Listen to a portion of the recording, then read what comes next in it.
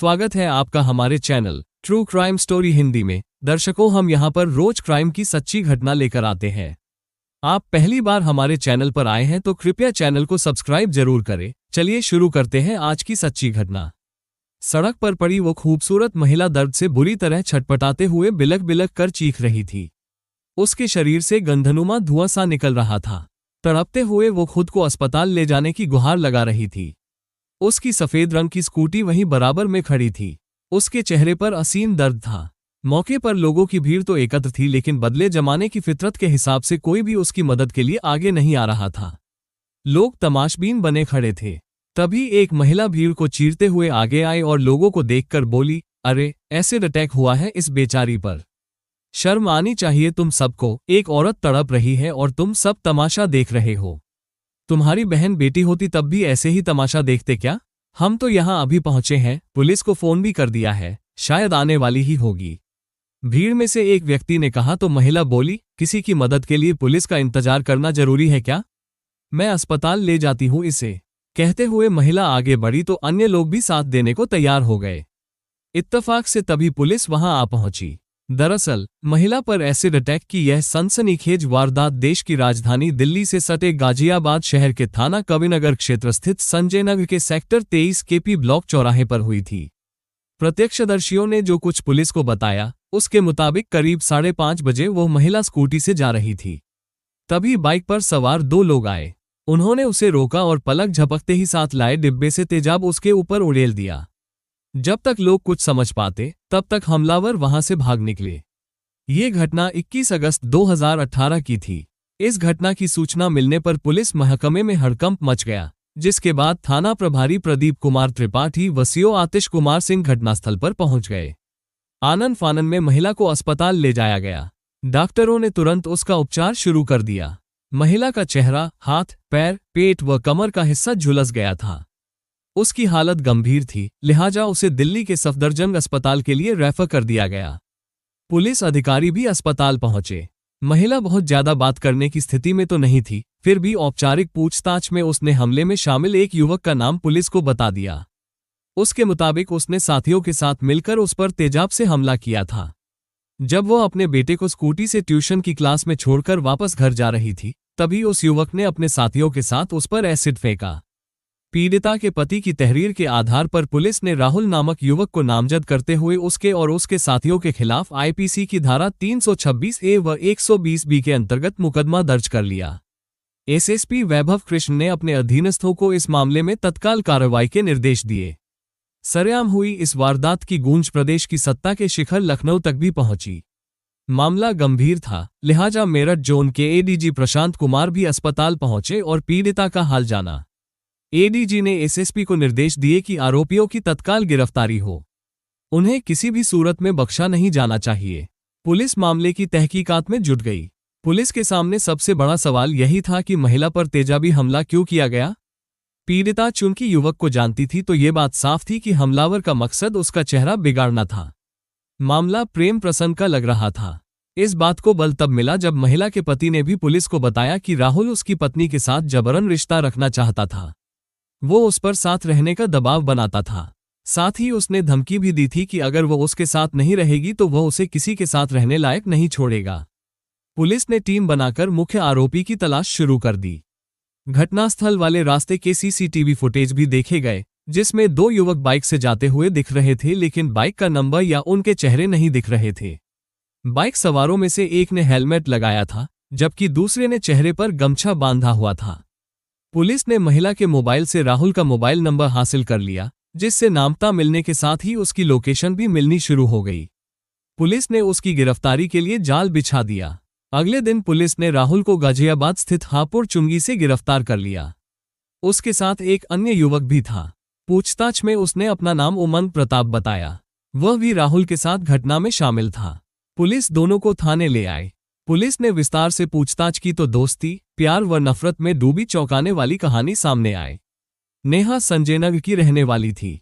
वो पेशे से डायटीशियन थी, जबकि उसके पति का कोचिंग सेंटर था। नेहा खूबसूरत भी थी और आधुनिक भी। वो सोशल नेटवर्किंग साइट फेसबुक का इस्तेमाल करती थी। करीब 8 महीने पहले एक दिन उसके पास राहुल गर्ग नाम के एक युवक की फ्रेंड रिक्वेस्ट आए। राहुल गाजियाबाद के ही राजनगर का रहने वाला था। बीए पास राहुल के पिता की हार्डवेयर की दुकान थी। वह भी व्यवसाय में पिता का हाथ बटाता था। राहुल अच्छी कदकाठी का आकर्षक नौजवान था। नेहा ने उसकी रिक्वेस्ट स्वीकार कर ली। इसके बाद दोनों के बीच चैटिंग का सिलसिला चल निकला। जल्द ही दोनों के बीच दोस्ती हो गई और उन्होंने एक दूसरे का नंबर ले लिया। बातों का दायरा बढ़ा तो बातों के साथ साथ मुलाकातें भी शुरू हो गईं। चंद दिनों की मुलाकातों में दोनों के बीच प्यार हो गया। नेहा शादीशुदा थी, लेकिन उसने यह बात राहुल से छिपा ली थी। वक्त के साथ दोनों का प्यार परवान चढ़ा तो राहुल उसके साथ अपनी दुनिया बसाने का ख्वाब देखने लगा। राहुल उसे दिल से चाहता है, नेहा ये बात बखूबी जानती थी। यही वजह थी कि वो उसकी एक आवाज पर दौड़ी चली आती थी। सामाजिक लिहाज से शादीशुदा होकर भी किसी युवक के साथ इस तरह का रिश्ता रखना यूं तो गलत था, लेकिन आधुनिकता की चकाचौंध में बहकर नेहा भी दिल के हाथों मजबूर हो गई थी। पतन की डगर कभी अच्छी नहीं होती। शुरुआत में भले ही किसी को अंदाजा ना हो, लेकिन एक दिन ऐसे रिश्तों की कीमत चुकानी पड़ती है। राहुल नेहा के प्यार में पागल था। ये देख नेहा ने राहुल को सच बताने की कोशिश की, लेकिन वह नाराज न हो जाए इसे लेकर वो उलझन में थी। राहुल उसके साथ प्यार भरी बातें करके भविष्य के ख्वाब बुनता तो वह उसकी हाँ में हाँ मिलाती रहती थी। प्यार भरे लम्हों में एक दिन राहुल ने नेहा से अपने दिल की बात कही, नेहा, मैं तुमसे बहुत प्यार करता हूं। कितना? नेहा ने उसकी आंखों में आंखें डालकर पूछा तो वो बोला, बहुत ज्यादा। तुम अपने घर पर बात करो, मैं हमेशा के लिए तुम्हें अपनी बना लूंगा। आखिर कब तक हम यूं ही मिलते रहेंगे? मैं जानती हूं राहुल, लेकिन क्या? राहुल ने पूछा। मैं तुम्हें एक सच भी बताना चाहती हूं। ऐसा भी तुम्हारा कौन सा सच है जो मुझे पता नहीं है? राहुल, प्लीज तुम नाराज नहीं होना। ऐसी क्या बात है नेहा? कहते हुए राहुल गंभीर हो गया। मैं शादीशुदा और एक बच्चे की मां हूं। क्या? राहुल को झटका लगा। ये सुनकर वो जमीन पर आ गिरा। कुछ पलों के लिए वो विवेकशून्य हो गया। उसे ऐसी उम्मीद कतई नहीं थी। नेहा ने इस खामोशी को तोड़ा। हाँ, यही सच है राहुल, मैं भी तुमसे प्यार करती हूँ, इसलिए सच बताकर तुम्हें नाराज नहीं करना चाहती थी। सच जानकर राहुल को झटका तो बहुत बड़ा लगा, लेकिन वह नेहा को खोना भी नहीं चाहता था।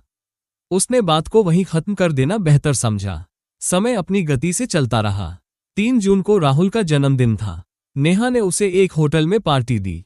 राहुल पहले ही होटल पहुंच गया और बाहर खड़े होकर नेहा के आने का इंतजार करने लगा।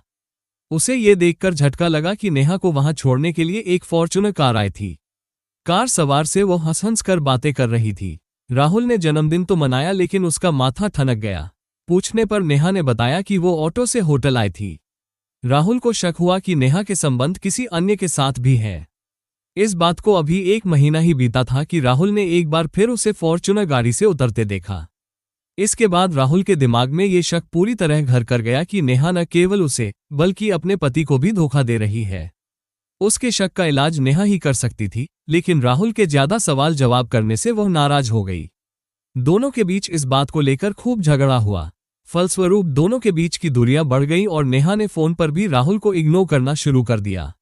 राहुल के सिर पर नेहा के प्यार का जुनून सवार था। राहुल ने उससे शिकायत की, क्या बात है, आजकल तुम मुझसे दूरियां बना रही हो? इसमें चौंकने जैसी कोई बात नहीं है राहुल। वजह तो तुम भी जानते हो।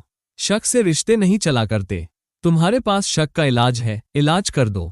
हर बात का जवाब देना जरूरी नहीं होता। नेहा ने कहा तो इस मुद्दे पर दोनों के बीच एक बार फिर बहस हो गई। नेहा नाराज होकर अपने घर चली गई। नेहा को लगने लगा था कि राहुल उस पर जरूरत से ज्यादा ही हक जताने लगा है, इसलिए उसने राहुल से दूर रहने में ही भलाई समझी। उसने राहुल से साफ कह दिया कि वो उसके साथ रिश्ता नहीं रखना चाहती। नेहा के बदले हुए रुख से राहुल को अपने सपने टूटते नजर आए।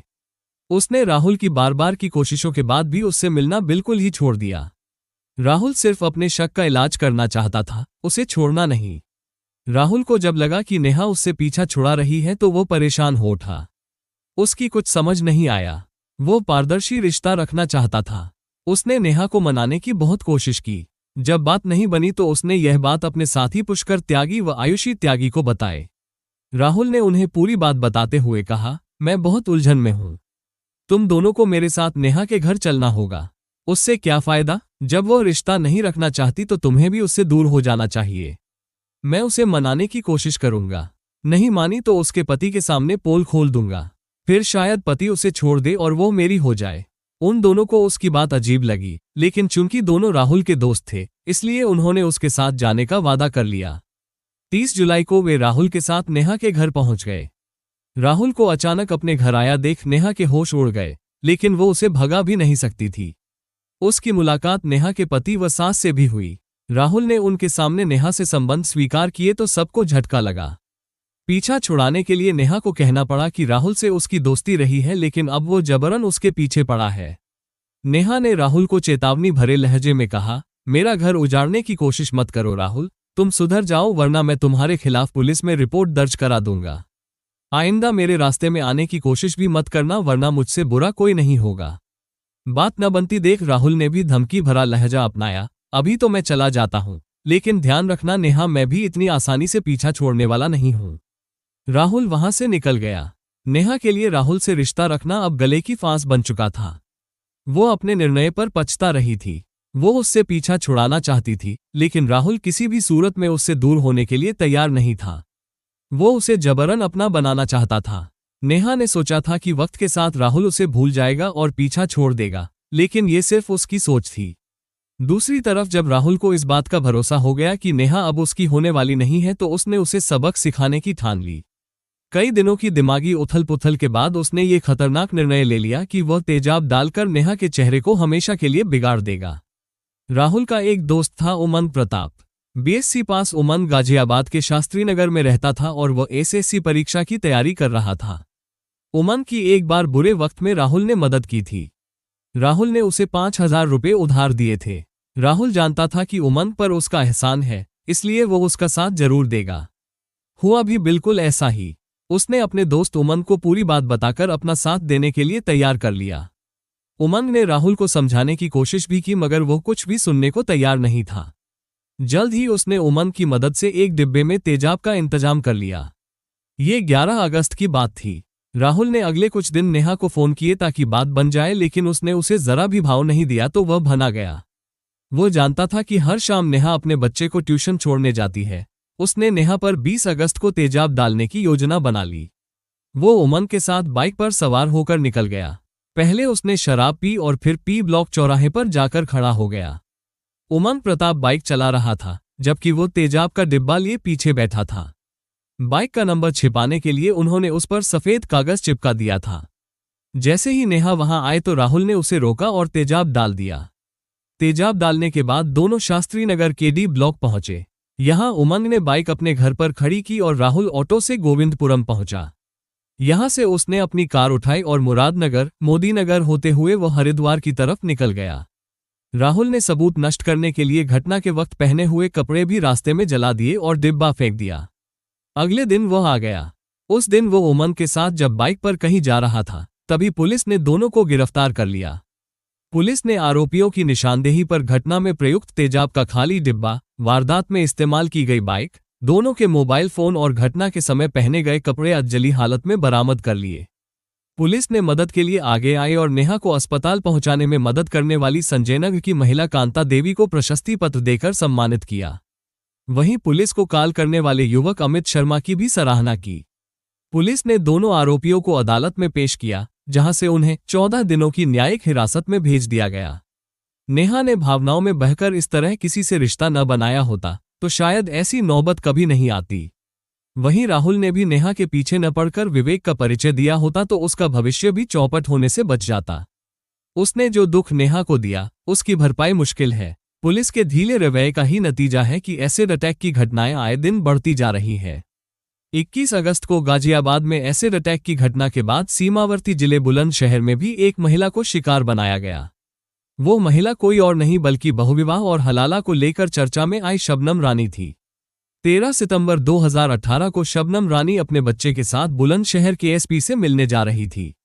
इसी दौरान बुलंदशहर के कालाम चौक के नजदीक बाइक सवार 2 युवक आए। उनमें से एक ने उसके ऊपर तेजाब फेंक दिया। इसके बाद दोनों वहां से फरार हो गए। इस घटना के बाद स्थानीय लोगों ने पुलिस को सूचना दी। कुछ ही देर में पुलिस मौके पर पहुंच गई। पुलिस को जब पता चला कि पीड़िता शबनम रानी है तो इसकी सूचना जिला प्रशासन और अपने आला अधिकारियों को दे दी। पुलिस शबनम को इलाज के लिए जिला अस्पताल ले गई। सूचना मिलते ही डीएम, एसपी सहित बड़े अधिकारी मौके पर पहुंच गए। बाद में वो पीड़िता से मिलने अस्पताल पहुंचे। शबनम ने अपने देवर पर एसिड फेंकने का आरोप लगाया।